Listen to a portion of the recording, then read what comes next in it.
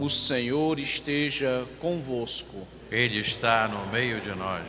Proclamação do Evangelho de nosso Senhor Jesus Cristo, segundo São Lucas. Glória a vós, Senhor.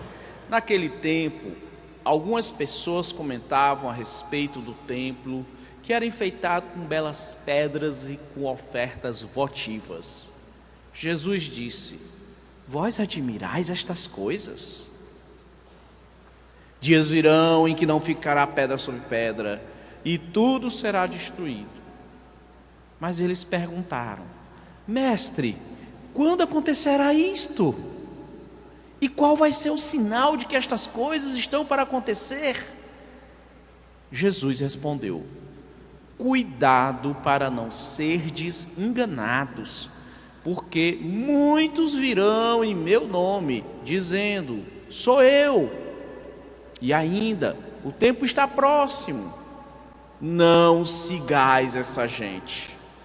Quando ouvirdes falar de guerras e revoluções, não fiqueis apavorados. É preciso que estas coisas aconteçam primeiro, mas não será logo o fim. E Jesus continuou: um povo se levantará contra outro povo, um país atacará outro país. Haverá grandes terremotos, fomes e pestes em muitos lugares. Acontecerão coisas pavorosas e grandes sinais serão vistos no céu. Palavra da salvação. Glória a vós, Senhor. Pelo Evangelho anunciado, sejam nossos pecados cancelados. Amém. Caríssimos irmãos, antes de tudo, o nosso boas-vindas a todos e a cada um de vós que estáis hoje aqui, no Santuário Basílica de Nossa Senhora de Nazaré, Santuário, Basílica e Paróquia de Nossa Senhora de Nazaré do Desterro. E de modo especial queremos acolher os irmãos que nos acompanham pela Rede Nazaré de televisão e pela Rádio Web Basílica de Nazaré. Caríssimos, o livro de Daniel, o próprio nome do profeta já nos dá a chave de leitura deste livro tão maravilhoso que temos na Sagrada Escritura, que é justamente em hebraico o significado do nome Daniel. Eldan, o Senhor julga. Então é para lembrar que é o Senhor que julga, que é Ele que domina os tempos e os espaços, a humanidade e o universo. Então é Deus quem julga a história. E isto é revelado a Nabucodonosor em sonho. Veja que ele mandou chamar os sábios da Babilônia, eles não souberam decifrar o sonho, nem dizer o sonho e nem decifrá-lo. Mas eis que ele mandou chamar Daniel. Daniel que o próprio Nabucodonosor já tinha, quando ele jovem, Daniel rapaz, adolescente, já tinha identificado em Daniel potencial. Já tinha identificado em Daniel o grano salis, como se diz em latim. Grano salis quer dizer a inteligência, a sabedoria, né? Que a mesma raiz de sal é a mesma raiz de sabedoria, viu? Sabor, né? Saber perceber o grão de sal nas coisas, o sabor das coisas. E Nabucodonosor observou isso naquele rapaz, aquele jovem e nobre rapaz que tinha vindo lá como exilado, como deportado de Jerusalém para a Babilônia. E ele se assentou no conselho do rei da Babilônia, era um dos seus ministros, seus conselheiros. E Daniel dá não só a interpretação, como o sonho. E o sonho de Nabucodonosor é uma recordação que Deus faz a ele. Nabuco, o teu poder, a tua glória, a tua autoridade foi dada por mim. Não é de ti mesmo, não é pela força do teu braço. Fui eu quem te dei o domínio e o tempo para dominar. Assim como sucederá com os teus sucessores e ao longo da história da humanidade. Serão reinos brilhantes, serão reinos fortes, serão reinos poderosos, mas sempre serão frágeis. Por quê? Porque são reinos humanos. Mas virá o meu reino. Esse reino, que é a pedra que nós vemos, né, que é atirada contra essa estátua fabulosa, feita, né, de ouro, de prata, de ferro, de barro.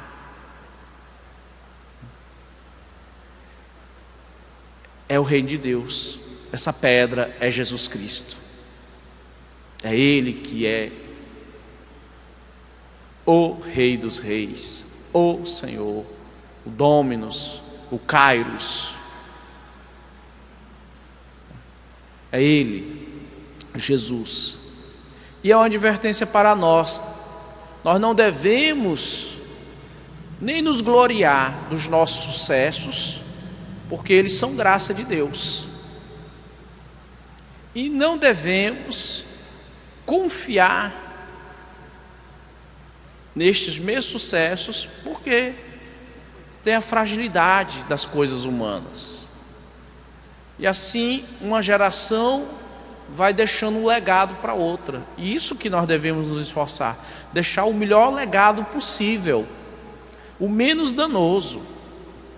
É por isso que aqueles governantes que deixam alguma coisa, ou que querem deixar alguma coisa, geralmente são os estadistas, não é? Os estadistas, eles pensam nas próximas gerações.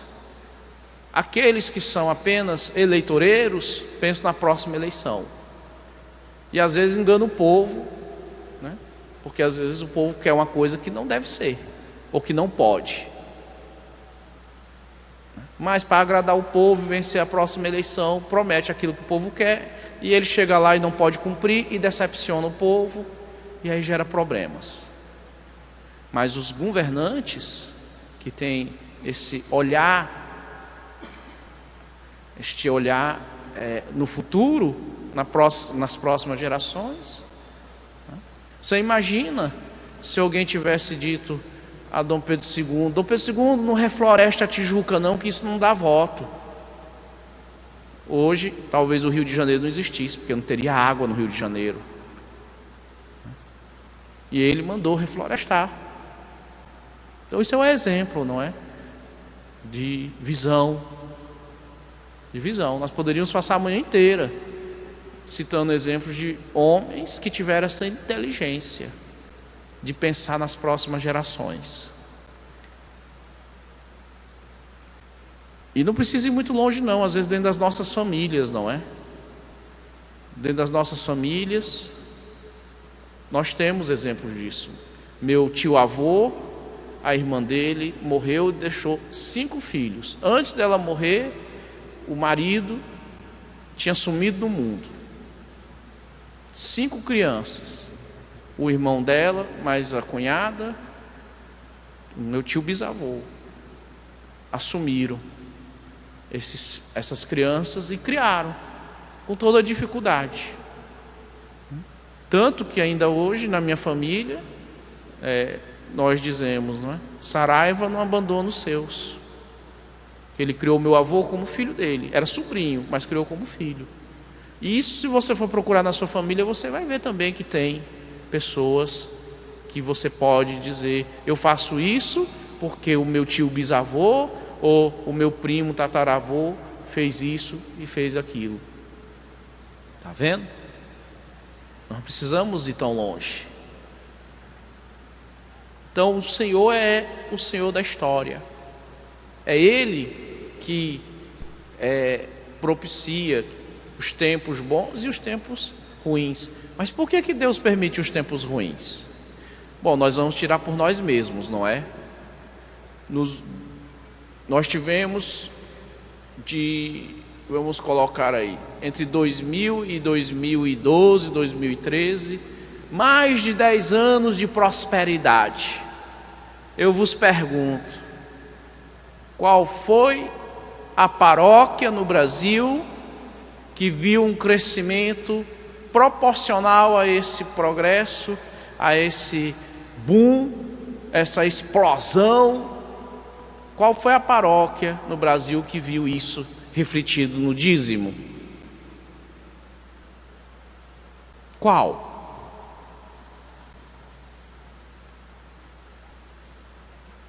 Está vendo? Ninguém ouviu falar que paróquia é essa, paróquia aquela. O dízimo estava lá, nas alturas. Os dizimistas mais numerosos do que nunca e contribuindo generosamente. E olha só o que muitos fizeram nesses anos de prosperidade. Deram as costas para Deus, esqueceram os mandamentos e quiseram subverter até a ordem da natureza, colocar nas leis humanas o que é contrário à própria natureza, à própria razão, à própria ciência. E o resultado está aí. Tropeçaram nas próprias pernas e o pior, levaram aqueles incautos que lhes deram crédito. E todos sofreram.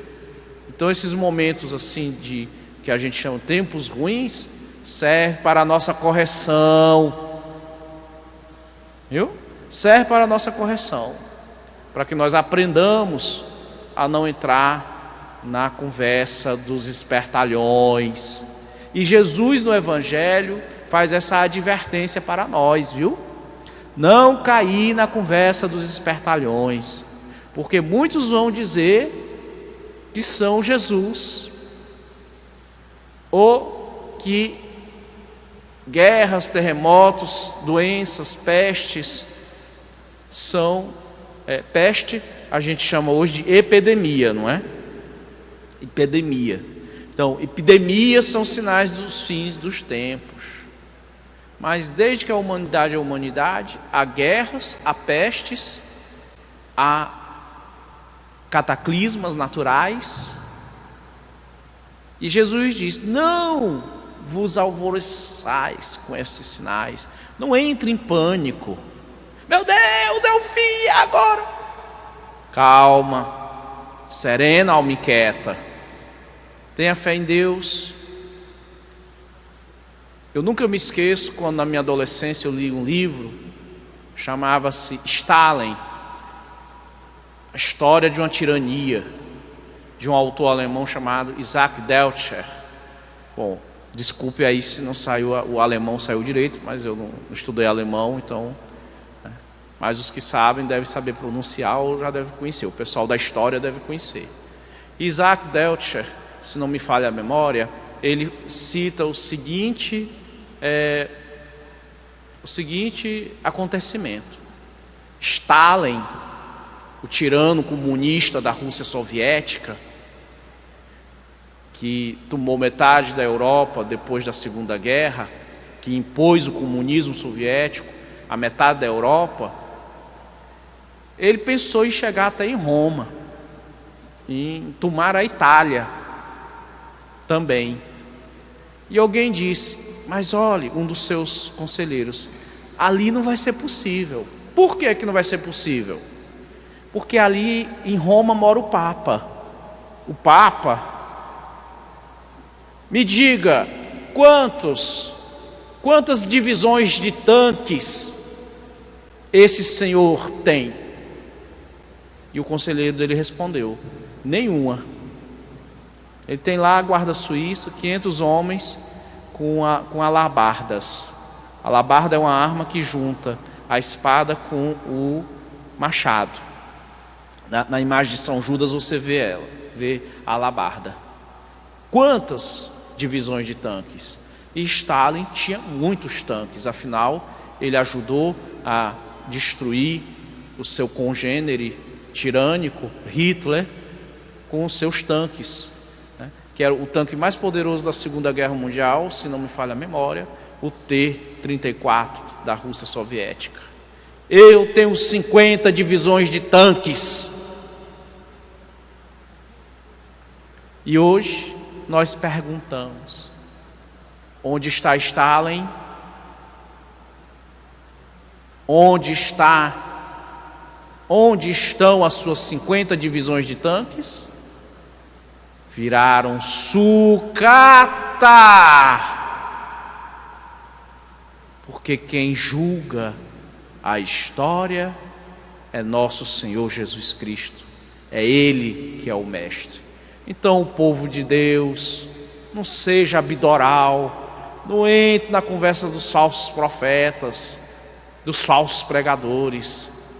Jesus diz: crede em mim. Louvado seja nosso Senhor Jesus Cristo. Para sempre seja louvado.